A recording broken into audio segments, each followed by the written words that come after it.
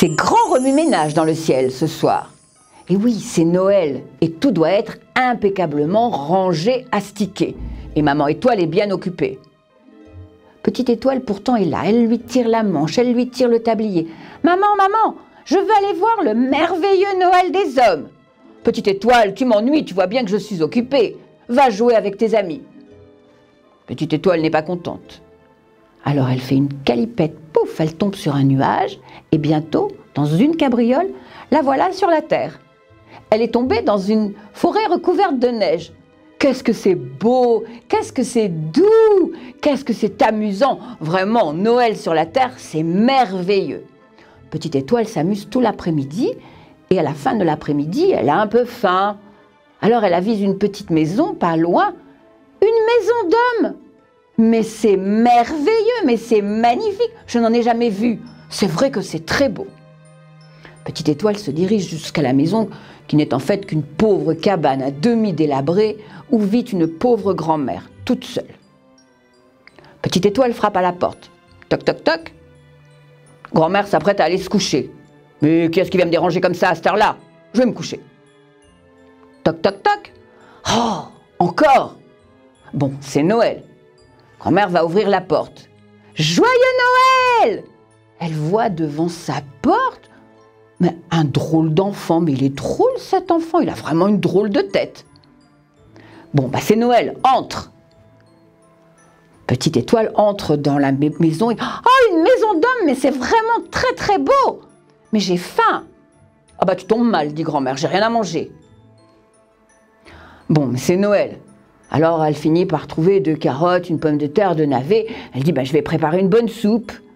Bientôt, une bonne odeur de soupe flotte dans la maison. Quelle bonne odeur, dit Petite Étoile. J'ai jamais rien senti d'aussi bon. Grand-mère commence à être un peu attendrie par ce drôle d'enfant et sa drôle de tête. Alors elle dit, bon, avec une bonne soupe, il faudrait du bon pain. Elle trouve dans sa huche un peu de farine et elle fait du pain. Et bientôt, la bonne odeur de pain flotte dans la maison. Quel merveilleux dîner! Quel merveilleux dîner! Petite Étoile est contente comme tout. Je n'ai jamais rien mangé d'aussi bon. La grand-mère se dit, bon, de la soupe, du pain, c'est bon, c'est bien. Mais un Noël sans gâteau, c'est pas un Noël.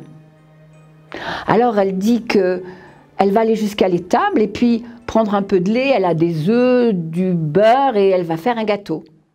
D'accord, dit Petite Étoile, je t'accompagne. Elle ouvre la porte et la grand-mère se dit, mais c'est drôle.